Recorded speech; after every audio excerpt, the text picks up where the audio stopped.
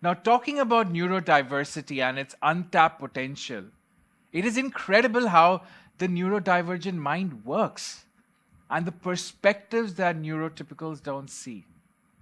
Well, I don't want to give too much away on this session, but I'd like to let you listen to the experts that have pioneered in neurodiversity programs and initiatives at workplace and our society.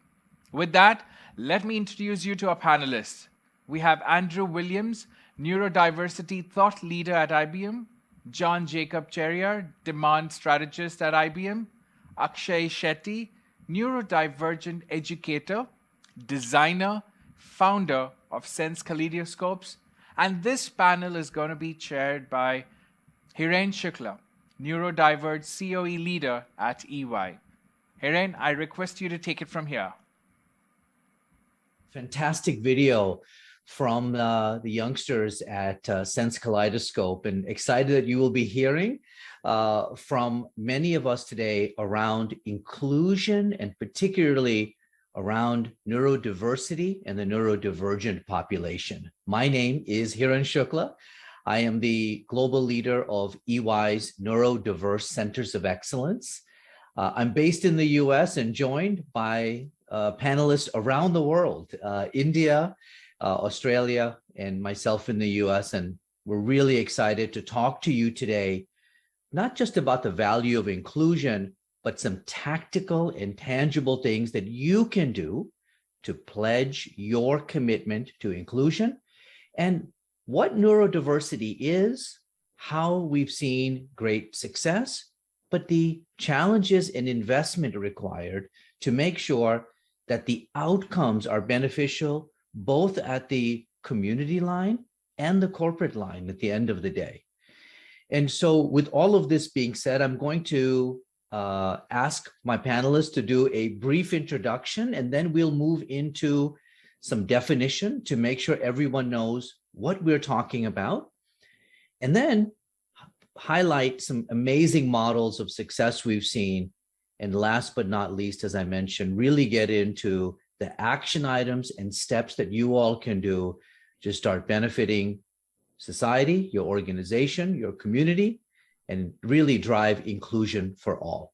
So with this, we're going to go around our virtual table today and ask for brief introductions. Akshayee, if it is fine for me to ask you to start first. Thank you. Thank you very much, Hiren. I am Akshayee, the founder of Sense Kaleidoscopes, a trust that has established itself as the first and only art college for young adults with autism in India. It has a research-backed arts curricula aimed to create professional artists who can have sustainable artistic vocations. We have showcased in prestigious exhibitions like the Kochi Biennale, the Outsider Art Fair in Paris, etc. And our artists are amongst the most popular and well-paid outsider artists in India. While we have tasted success, we are also very conscious that most of our artists who are 20 plus are cognitively stuck in between the ages of 6 and 10.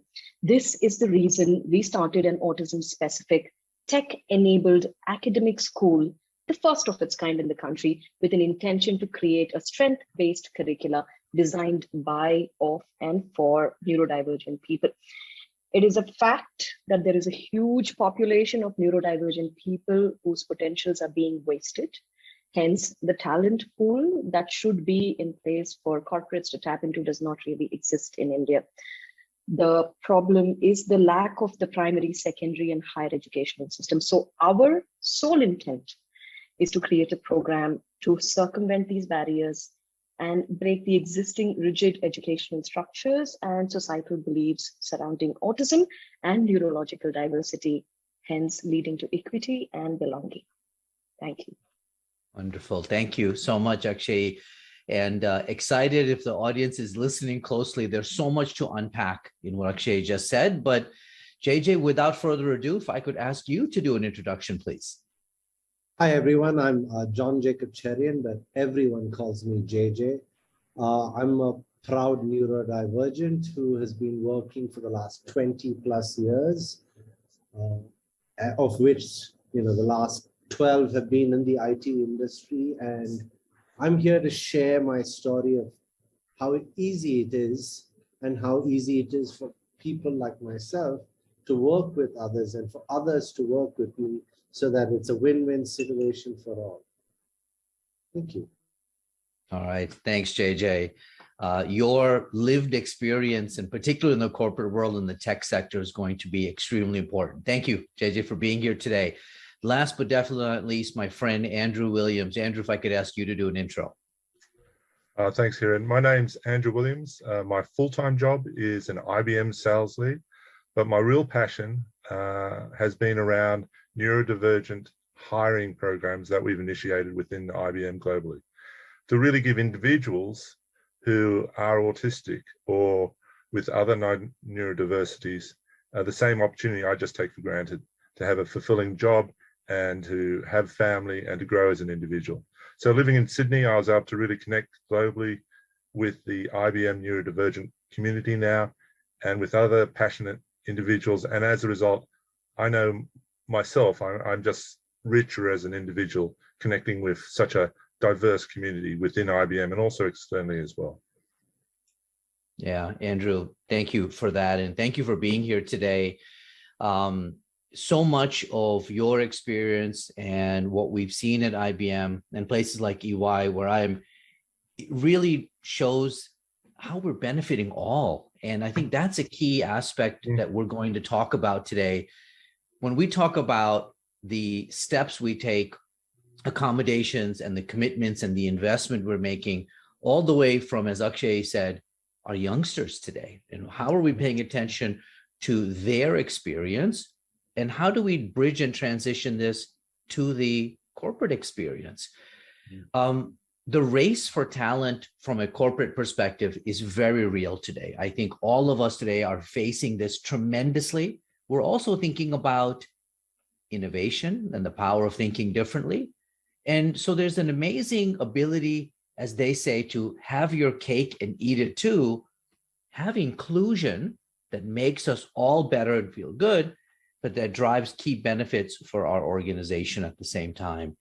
And my own personal experience at EY, founding our Neurodiverse Centers of Excellence, which is now live in 14 cities around the world, has shown tremendous multidimensional power and the ability to create value. So this is the opportunity we really want to dig in today. And we're really lucky today with Akshayee and JJ, who are self-disclosed neurodivergent or neurodistinct individuals, and talking about their lived experience. Let me do some quick definition, and then Akshayee, I'm going to come to you first. Ask you to talk about your personal experience as a neurodivergent individual in India. JJ will ask you then to do the same. But let me define for all of us, neurodiversity represents the realm of cognitive differences in the world. It's like biodiversity. It includes all of us.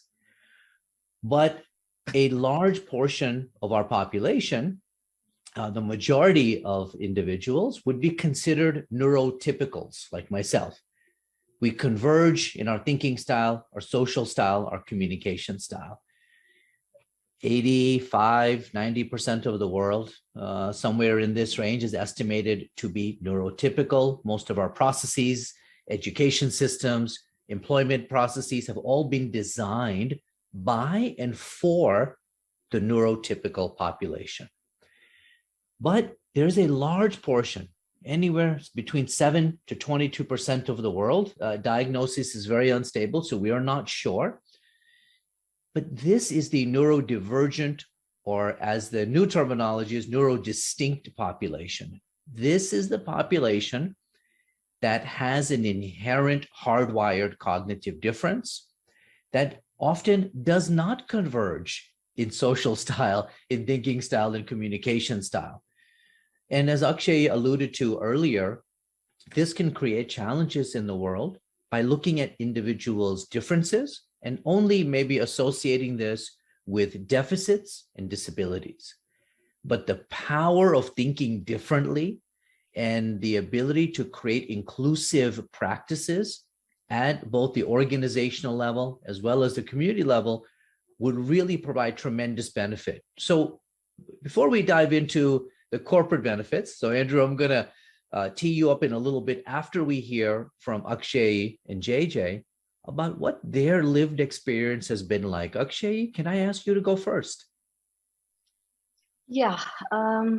Personally, growing up as a neurodistinct or neurodiverse mind in India was very, very difficult because most of the time you really feel invisible and honestly useless. Today, I'm aware that I'm a different mind, not less. But as a young person, I was overwhelmed by what we all understand as the lack perspective. So living with fear and swinging between the fight, flight, and freeze mode is not exactly healthy. And so I did develop severe anxiety disorder and depression, which I was diagnosed from much later in my 20s. I guess being an outsider may have been the real reason why I feel so much at home with autism. I'm going to slightly take off over here and touch on autism. Reason being, I think that children with autism and people with autism actually face worse stigmas and more challenges than children with any other labels. And trust me, children with invisible syndromes, whether it is autism, dyslexia, ADD, ADHD, etc., whatever, understand what invisible or being invisible truly means. And the most painful part of it is that while the world thinks that everything is okay, because physically we don't actually show anything, the child is continuing to search for help and dueling all alone. So the battle within is the reason many children are not understood or accepted. And so they tend to lash out or they lose motivation completely, become hence isolating and quickly sinking into a void. The amount of social stigma generated with this word autism, or I mean, for the lack of a better word, the labels that is used with children is immense over here. And there's a very interesting way that we deal with these kind of children or with children like me. We essentially hide it first in India, and then we try to integrate them into what we understand as a regular mainstream classroom. Now, what this does to us is challenges our self-worth. So that is essentially the story, as opposed to going into real intricacies or details of what happens with one person. But what I think really affects our movement in society is the fact that being stigmatized always leads the primary caretakers, which is our parents, to make unbalanced decisions. And that affects the development and the prospects of the individual who's dependent on them. And that I think really needs to be put in the spotlight. Unfortunately, this kind of management strategy has allowed for one thing to happen very successfully. That is, people with autism or people who are struggling with more challenging deficits like ADD, ADHD combined with autism or dyslexia, they have large cognitive delays. They have no motivation to communicate or socialize.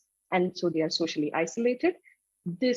All of this leads to a poor physiological and a psychological health. Thus, a precious life is wasted. So that in entirety, I think, is the reality of neurodiversity here. The last thing that I would like to touch is the fact that neurodiversity is invisible in nature, because we're talking about a different kind of neurology. And I guess even expecting neurotypicals, which you mentioned today, to empathize may take time because they don't really have references or associations to go back to. It is possible the reason we still have not realized the significance of creating nurturing environments in India for neurodivergence. The expectation is always for one to fall in line or to cope. With regards to opportunities, I think I'm really, really grateful that there is a lot of conversations about neurodiversity and inclusion, which has started a long time ago in India. Today, this has created for spaces for neurodiverse people to thrive in. And along with these conversations, we have leaders like yourself and Andrew, who have had some connect with somebody with neurodiversity, because of which there is a deep need to make a dent. Now, we must not forget that in India, we also have one of the most progressive policies for enablement. Implementation will take time considering the cultural and the societal structures, but the focus is on stigma-related theories, and that's what we are trying to change. So I think while awareness has really peaked, the road to acceptance is a long way to go, but I believe that we are in the right path. So I think that's immensely assuring for somebody like me. Yeah, Akshay, so wonderfully said. And we're going to pick up on a theme that Akshay just touched on. Awareness, acceptance, and action. At the end of this, there has to be some action. This is something each and every one of us can do. It is our commitment to ourselves, to our organizations, to our families, to the communities we live in. to drive that keen sense of purpose, and how do we drive inclusion for all? So Akshayee, thank you so much for really shedding light on your experience. JJ, if I could ask you as well, growing up and thinking about your lived experience as a neurodivergent individual, could you talk a little bit about that, please? Thanks, Hiren. So I have to share this. It's an interesting thing. I was born and brought up in Nigeria in Africa. And then I moved to India at the age of 13, 14. And having dyslexia and ADHD in the early 90s, you can imagine how teachers in India must have responded to the fact that my spellings were atrocious. It did not help that my mom was known to be a very good teacher. So I was constantly picked on as being son of a teacher who cannot write. And as Akshay said, this had a huge impact on me for the fact that, I really questioned, am I capable? Fast forward, 4 or 5 years later, it was a conversation with an uncle of mine who I thought was a very forward-looking person, who very nonchalantly responded to my mom. I won't even say responded. He reacted to my mom's complaint about me having atrocious spelling by saying, the world is moving to computers. You have spell check. Why are you so bothered?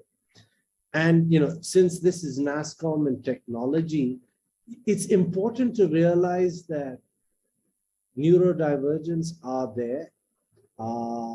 As per my reading and studies, I see that 1 out of 5 people have some form of neurodivergence in them.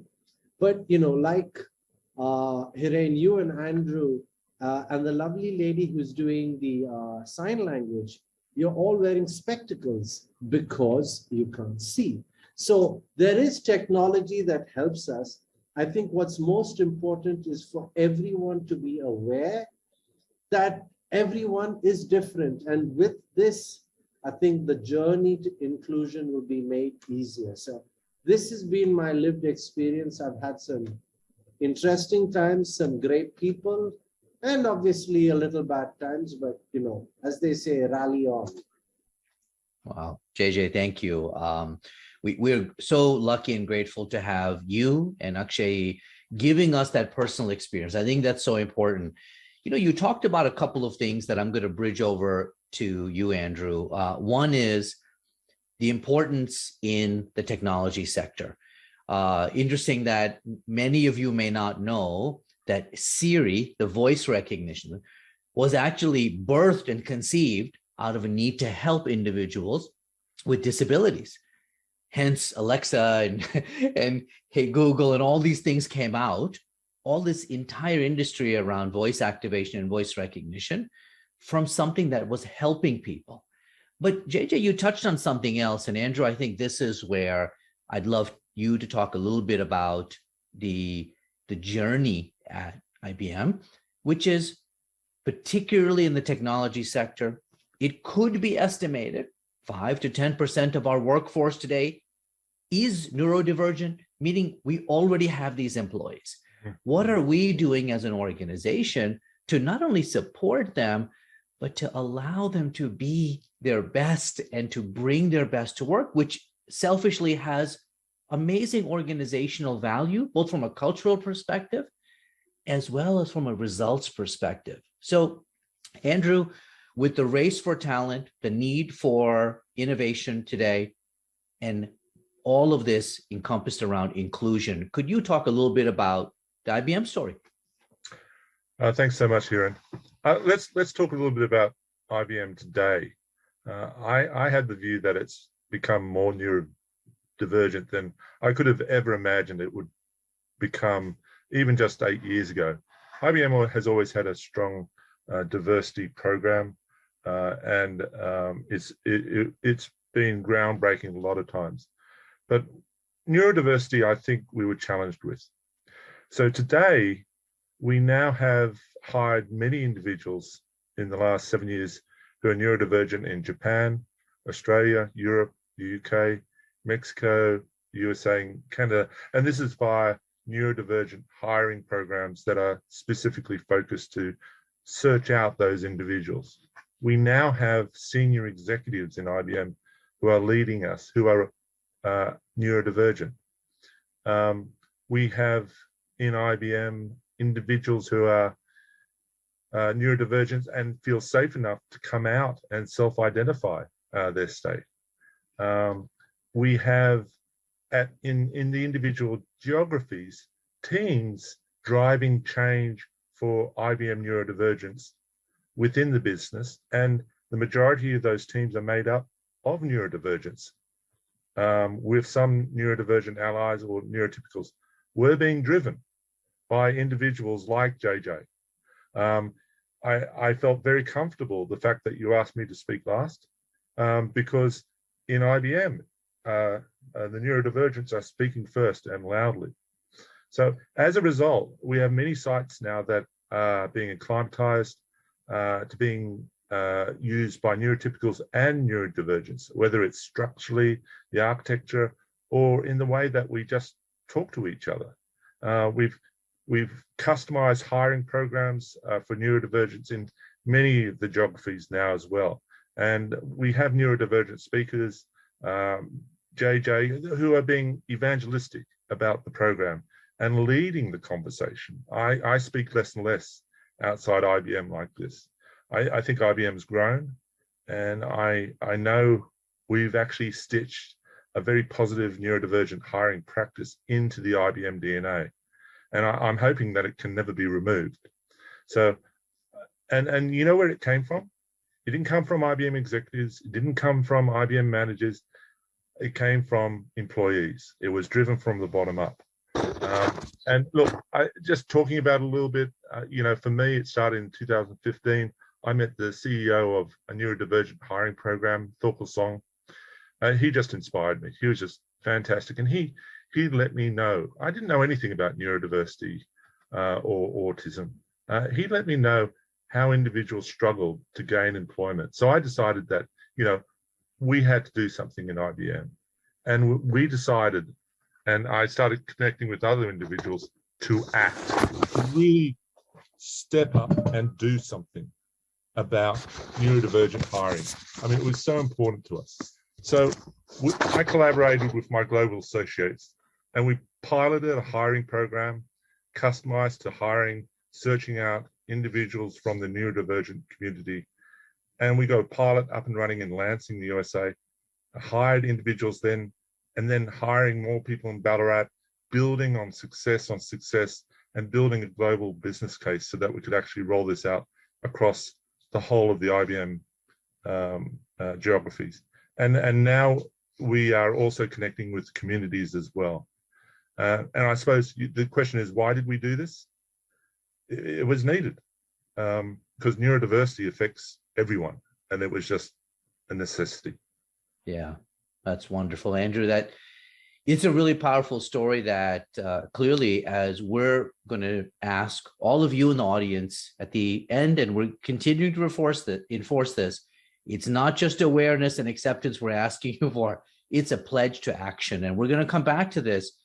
Andrew, you touched on something that is so important from a action perspective, and I'll briefly touch on my story, and then Akshay, I'd love to come back to you then, because there is a balance to the mental health side of this, and I want to give you a voice in just a moment.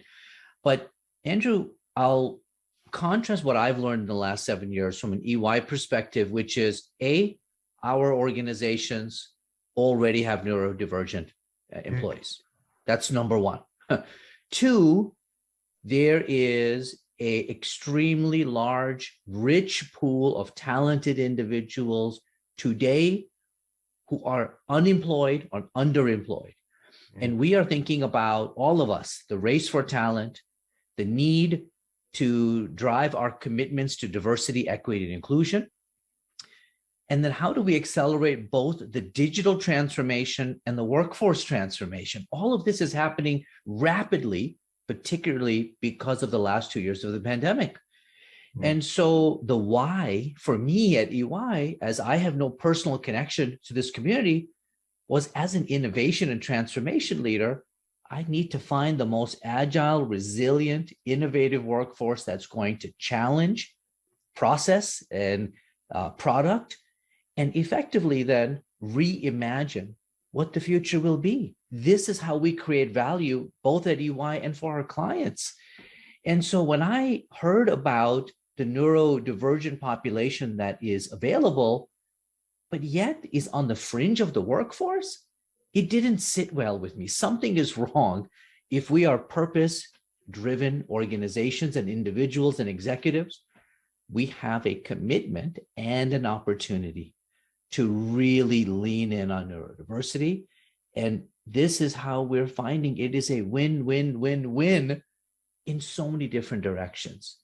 So all of this being said, Akshayee, can I come to you for a moment? Because supporting the neurodivergent employees, hiring them in, their transition and their journey, there is a mental health aspect to this. Akshayee, can I ask you to talk a little bit about that?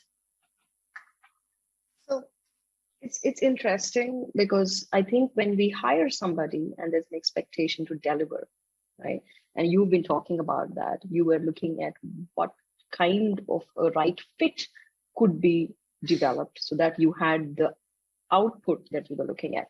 Now, if we look at that journey where you are mapping an individual to do that task because there is an intrinsic motivation and a very strong intrinsic motivation, then the story is completely different as opposed to somebody who doesn't have it. We already know that. Now, let's say you've done it in the way that there is an intrinsic motivation. And for a neurodivergent, it becomes really important for us to understand that they are still dealing with anxieties, not necessarily to do with the work or the tasks that you have set aside for them, but I walk into this workspace and I have a sensory processing disorder. I don't want people to talk really quickly to me. I don't want people pacing around me. There could be multiple things that could be throwing me off. And if I have that, then it means that I could obviously fall apart fairly quickly or easily. So environmentally, what are the things that we can do? I believe very strongly that there needs to be a checkpoint in every corporate office. And when I say checkpoint, it's not an SOS. It's not that, okay, when everything is falling apart, that's when I go to this checkpoint. No, this checkpoint is somebody who needs to be there, that on a daily basis comes up to me if I don't go up to him or her, and checks on me, checks whether, I am being accountable, checks whether I am staying on track with even something as simplistic as my personal hygiene. Okay, I think we don't think about these things, but these things can regress over a period of time if I'm dealing with anxieties, if I'm dealing with sensory stimuli that is overwhelming me or it's underplaying. So I think that is essentially what we need to create, a checkpoint, somebody staying with me whether I need them or not. That's what I think would help. Yeah, Akshayee, it is not surprising to me, but I want to reinforce a point you've made to all of the audience today. How good does it feel when your coworkers check in on you and care about you? Whether you're neurodivergent or neurotypical, this inclusion for all abilities, when we think about individuals, the last 2 years, again, I'll use this as a reference, the world has changed and we don't think it's ever going back to what it was before. Taking care of each other, checking in, investing on each other gives and ignites a sense of personal purpose that we have. It makes our culture in our organizations better. You all listening to this today have an opportunity to be that accelerator. You're the ones that can get there. And actually, I think it's so important.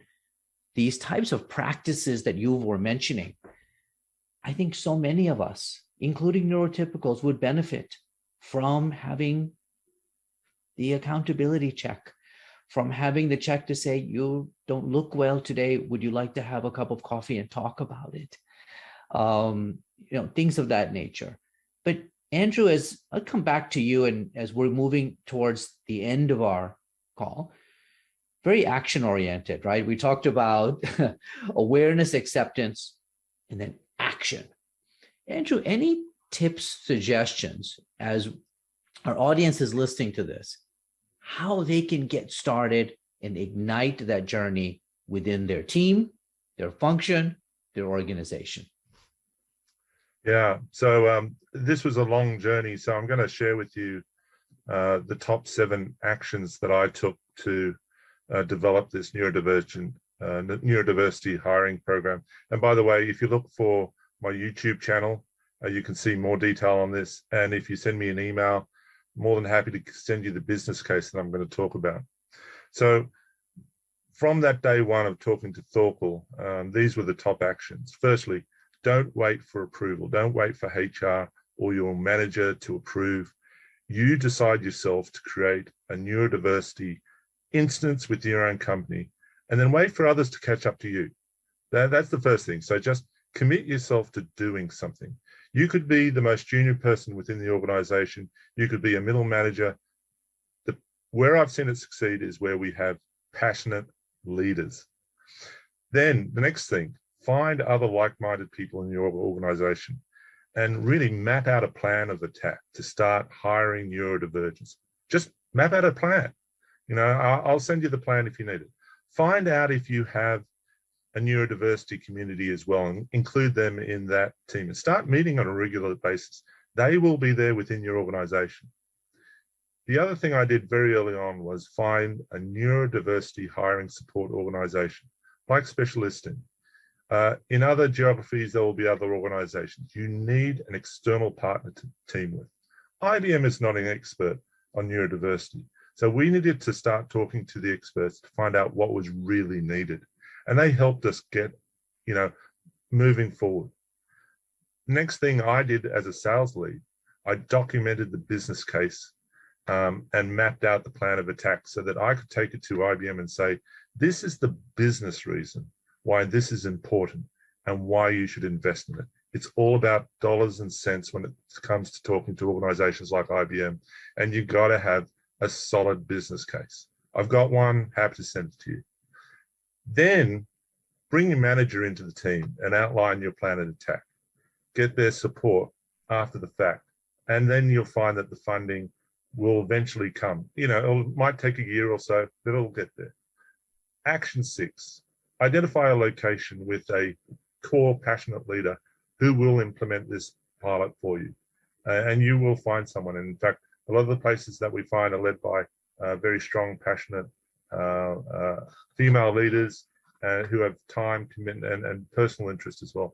And finally, get the pilot up and running, publicize the results, make sure that everyone knows about the success and plan the next one, and then stitch it into your HR processes going forward. Those are my top 7 to really go forward and act on, you know, creating that first neurodiversity instance within your organization. Yeah, Andrew, thank you so much for laying that out. And I'll add on a couple of things because, Andrew, you touched on action is more important than the words. We can talk about this for years to come. But we'll all be here having the same conversation about how inclusion is good. This is not a nice to do corporate social responsibility pet project. Andrew, what you hit on is really the tactic that I had to take 7 years ago. What is the business case for doing this? And whether it is employee engagement and how every percentage point or basis of employee engagement converts into productivity and top line and bottom line value.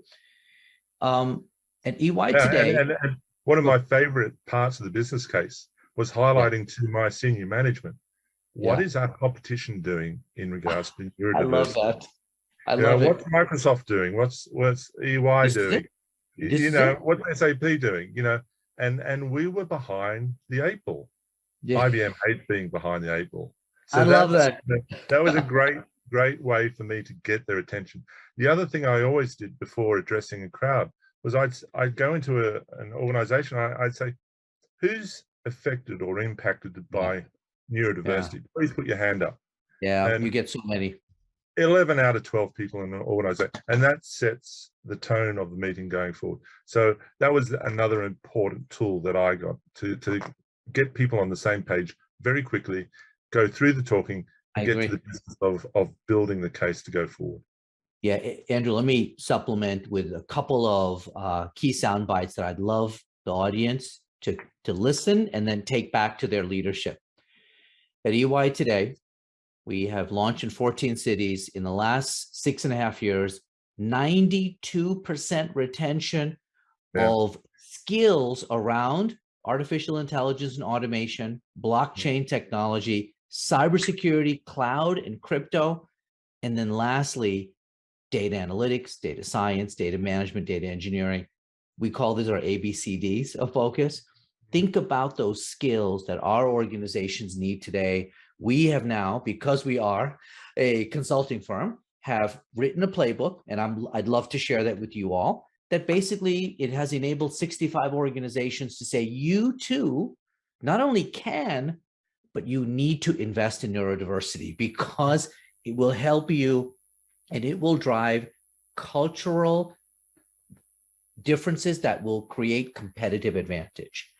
And this is not to say there's a prodigy or savant thing about neurodivergence.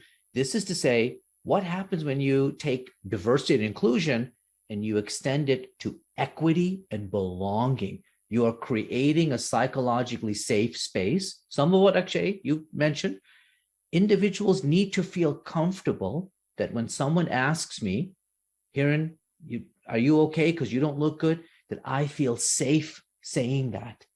And if I don't feel safe saying it, I'm never going to open that up.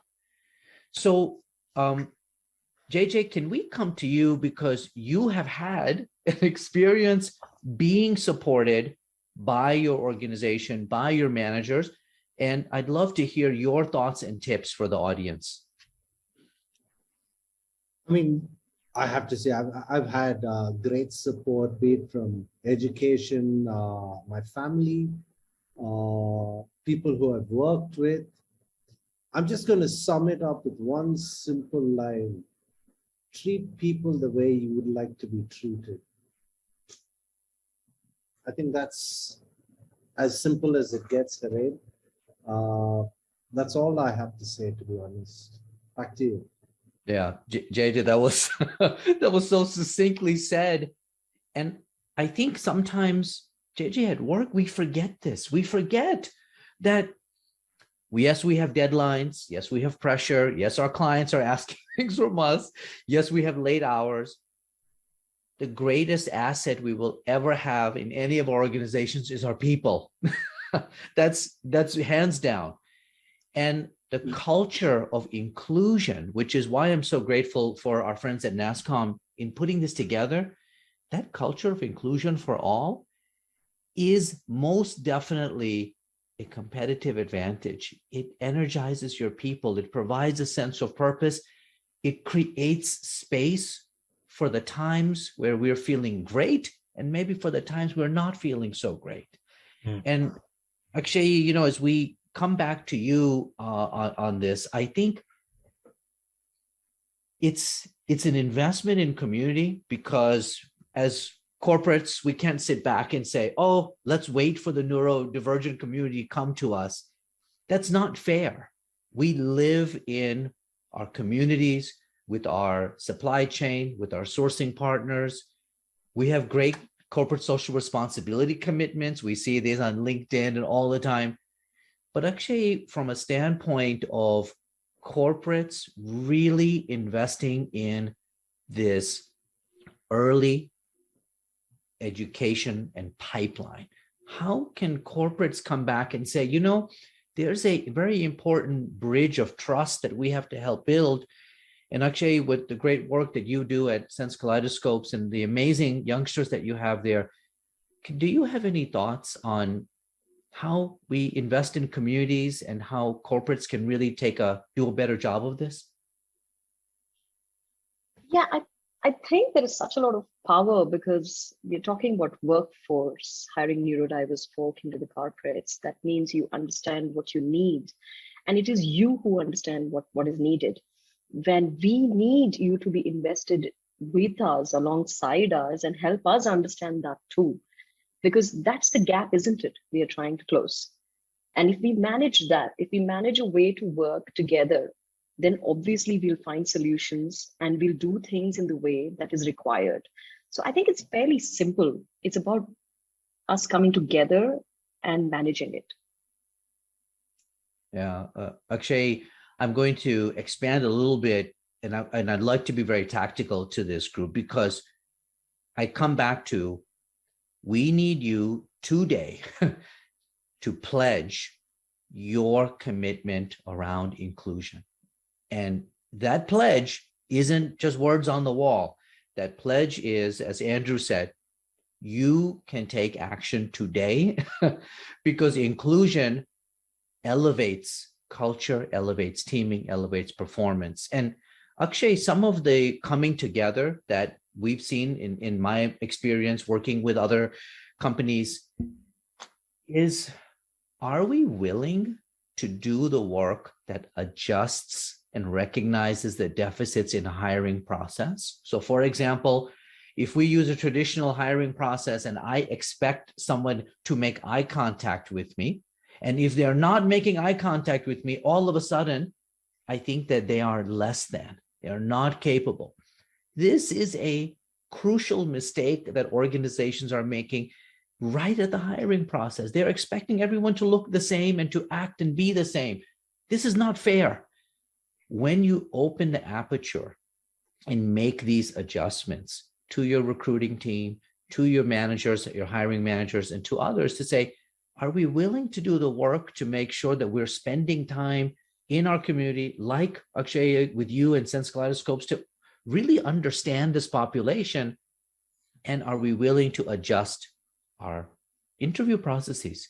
Because the moment we do, and I come back to, for those of you that are listening, 92% retention that we've seen of this workforce, as far as I know, this is best in class. Who wouldn't want that if you're willing to do the hard work to get there?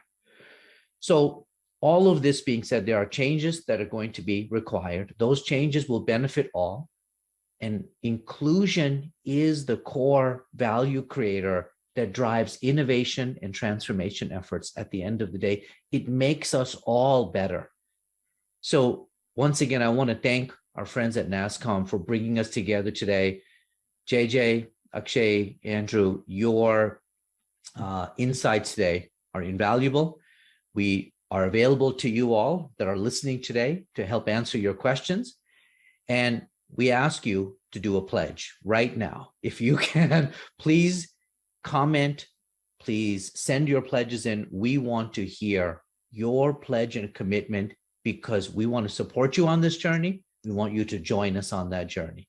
So if you can do a pledge this moment right now on your commitment, that would be absolutely amazing. My name is Hiran Shukla. I hope you have enjoyed today's session. Thank you. Thank you so much, Hiren. Like what he said, go ahead and start putting your pledges out there.